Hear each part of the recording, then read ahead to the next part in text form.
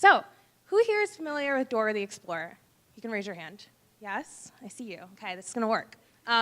Okay, so you know the part where she's asking the audience where to go, and that there's a huge hill, and right behind said hill is the destination, like right behind, to the point you could easily sidestep the hill, avoid the obstacles, be home by 5 o'clock, in bed by 8. But Dora wants to work harder, even though we all know leaving the path would shorten our trip and get us to the destination. That's what this semester has felt like for me. I, Ariana O'Rourke, came here ready to go and felt hindered by the curriculum, by impartiality, and by white fragility. I, Ariana O'Rourke, was having the same conversation I've had with my white family for the past 3 years, with strangers. Once again, what I interpreted as introductory oppression, minimalist change narratives, and overall coddling of the privileged at the expense of the oppressed, I felt as though I was treated as a vocal cords for the Black community, which I'm not. I'm just trying to be socially innovative, you feel? I care a lot, and honestly, I don't have time for nonsense. But systems exist, and they exist because of X, Y, and Z, and they aren't gonna go away tomorrow. Working within restrictive systems is a skill set, one that needs constant fine-tuning, but one that is extremely necessary. So thank you, CfSI, for upskilling your cohort. I'm here with what I like to think of as a toolkit, how to promote change in a restrictive system.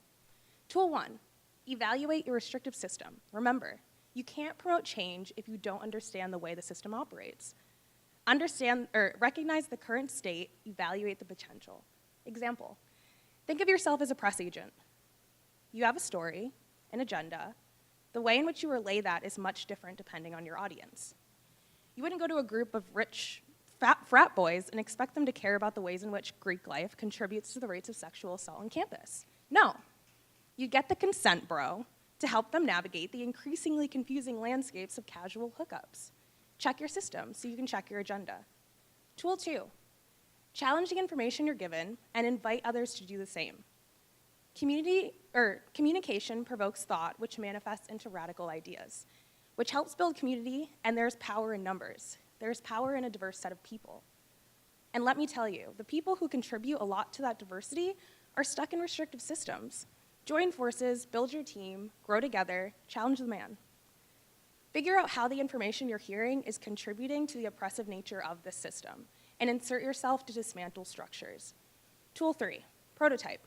These structures are calcified and extremely resilient to change. If you have yet to witness the ways in which this particular system combats change, which it does, start throwing out rocks to break the window. This cohort in particular saw a program that was not allowing for maximum growth, so we collaborated, time, energy, and mutual validation to create what we thought could provide feedback to stimulate change. The system is rigid and ignored our efforts, for the most part, a tough pill to swallow, and small pushes are necessary, baby steps are still steps. Promoting change doesn't always come in one big sweep. Oftentimes it won't. Tool 4, self-sustainability. Don't run yourself into the ground. You aren't gonna be at 100% every day this semester. Sometimes as a change maker, you gotta be absent to really show up. Example, lots of success stories about marginalized identities rely on the trauma of those people. Introductory oppression relies heavily on the trauma of others, leaving me with a feeling of hopelessness, of tokenism.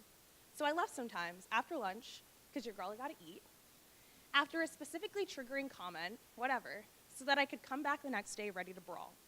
Respect yourself and your needs so that you can show up and show out. And finally, the most important takeaway is to push. Continue to push in a way that you are comfortable with dealing with the consequences. The ones that are brought up by your action or wallow in the byproduct of your inaction, because complacency is your stamp of approval. Thank you.